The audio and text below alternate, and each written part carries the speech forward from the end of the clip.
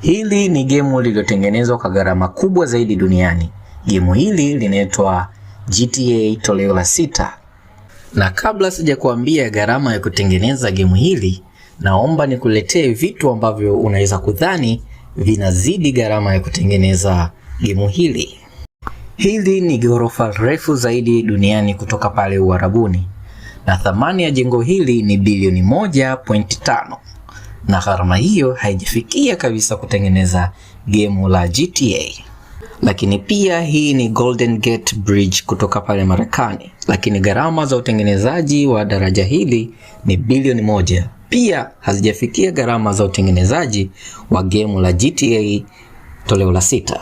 Sasa kabla sijakwambia gharama za kutengeneza gemu hili ambalo ni ya thamani kubwa zaidi duniani, usisahau kulike, kucomment na kushare video hii. Sasa gemu hili limetengenezwa kwa bilioni 2 za Kimarekani, zaidi ya trilioni 5 za Kitanzania.